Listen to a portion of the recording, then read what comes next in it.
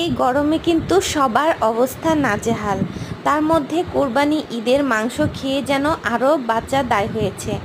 গাছের এরকম দেশি টক মিষ্টি আমের ভর্তা আমার খুবই পছন্দ, বিশেষ করে এই গরমে।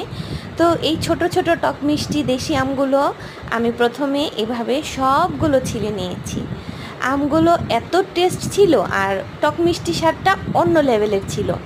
আমি এখানে একটা শুকনা মরিচ হালকা করে পুড়ে নিয়েছি, তারপর নিয়েছি পরিমাণ মতো লবণ।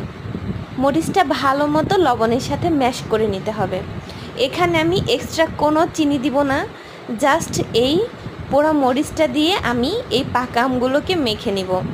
এই গরমে এরকম আম ভর্তা খেলে কিন্তু মাথা এবং শরীর দুটাই ঠিক হয়ে যাবে। আমার কিন্তু এরকম টক মিষ্টি আম খুবই পছন্দ। বাজারে যে আমগুলো কিনতে পাওয়া যায় আমগুলো সত্যি অসাধারণ, কিন্তু আমার কাছে কেন যেন কেনা আমের তুলনায় যে নিজেদের বাসার যে আম গাছগুলোর আম সেগুলো বেশি ভালো লাগে এবং এগুলোর টেস্টটাও অন্যরকম থাকে। একদম ফরমালিন মুক্ত বিশুদ্ধ আম খেতে অন্যরকম শান্তি, মানসিক প্লাস স্বাস্থ্যগত দিক থেকে সবই ঠিক থাকে। এই আমগুলোর ভর্তা খুবই ভালো লেগেছে। আপনারা ট্রাই করবেন এই গরমে চিনিযুক্ত কিংবা তৈলাক্ত খাবারটা কম খেয়ে একটু টক জাতীয় জিনিস খেতে, দেশি ফল খেতে, তাহলে কিন্তু শরীর স্বাস্থ্য দুটোই ভালো থাকবে।